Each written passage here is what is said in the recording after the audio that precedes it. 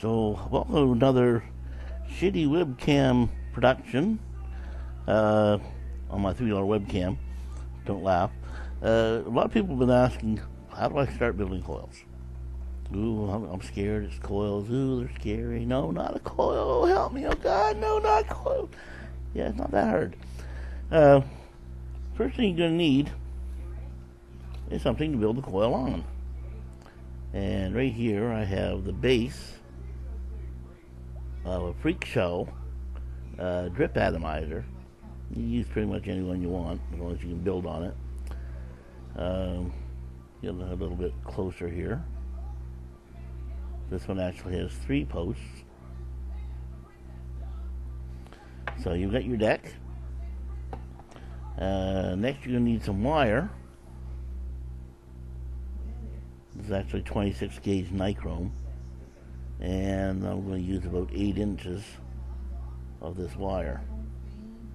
The next thing you need is something to cut your wire with. You can use fingernail cutters. You can use, well, basically fingernail cutters or one of these. I prefer to get one of these. They're only a couple bucks. And they're a flush cut design. That means you can get your wire nice and close to your post. So I'm going to start by cutting off about 8 inches of this stuff.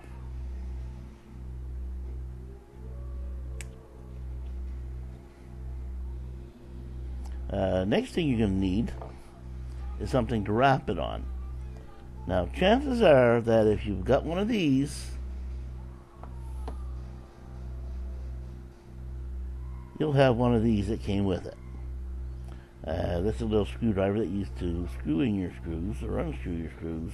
But the metal part here also just happens to be 2.25 millimeters, which is a nice little inner diameter to build your coils on. Now, this is optional, but if you're like me, you might want to get some of these at the dollar store. Those are 3-time magnifying reading glasses. Without these, I can't see this.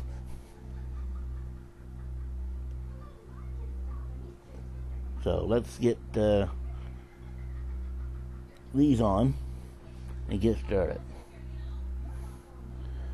Now, I've already determined, using the steam engine wire building app, that I needed to put, basically just pin your wire down against your handle. I've already determined that I want to use 7 wraps. 1, 2, 3, 4, 5, 6, 7, and I'm going to do 8 wraps because I'm going to throw away the first wrap and just pull it to unravel it. Now I'm doing 7 wraps because I've already worked out the resistance and everything for that coil. And you're going to take and push the wire together.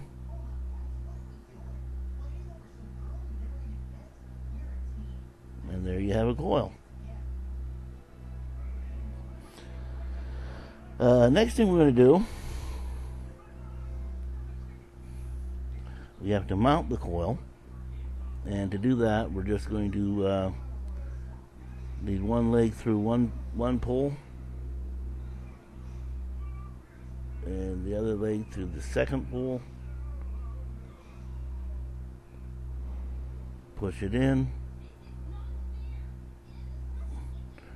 And it's going to look something like that.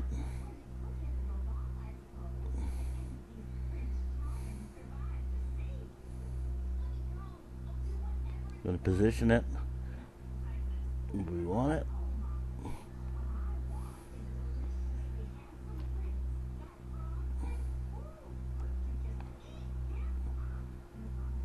Screw it down into place.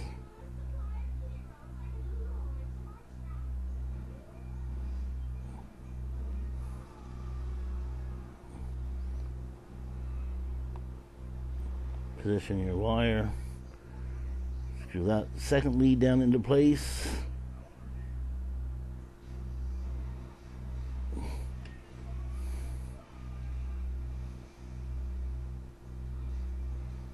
Man, I don't need these from this point.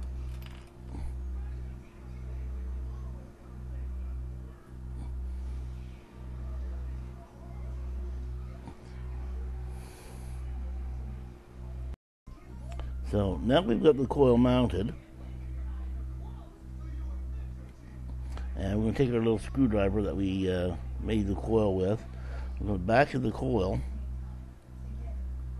and what we want to do is just straighten that out a bit.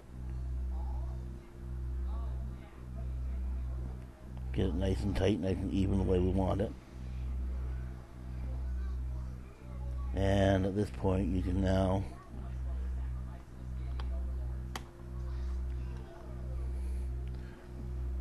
clip off your extra wire, which is why we have the flush wire cutters.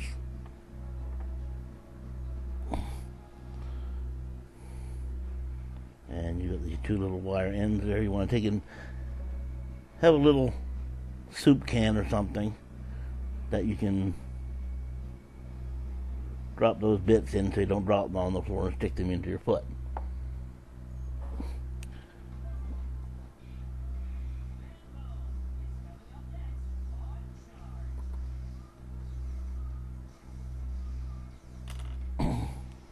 Now my ohm meter works. That comes out to 0.57 ohms. Next thing we need to do is we're going to take this off of the ohm reader.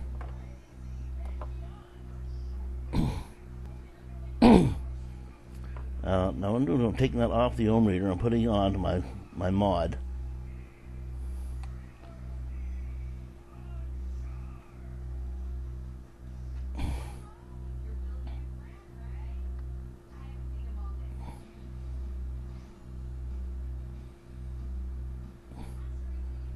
Button tap. New coil.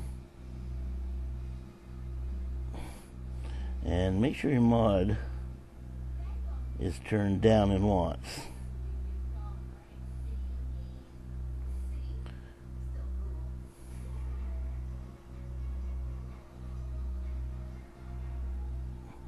Now this is actually at 5 watts. It's going to be way too low. But even at 5 watts, you'll see that there's a little bit of steam coming off it from the old juice. Let's turn that up to 10. And you're just going to give it just a quick pulse.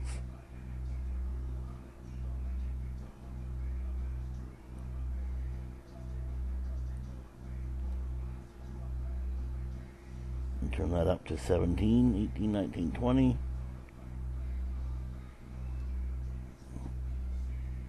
Quick pulse, quick pulse, quick pulse, and you see it's heating pretty nicely right now. That's all you really need to do.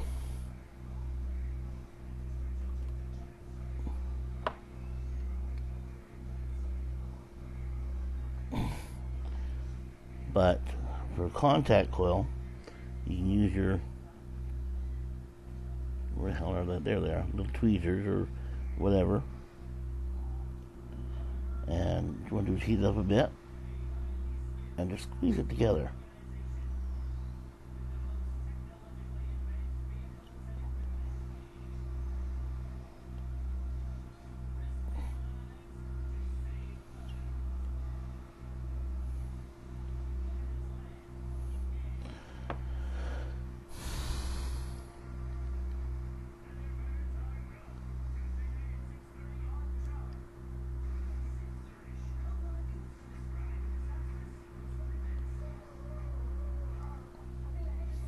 There. Now I'm going to turn the wattage down some on this. Down to about 9.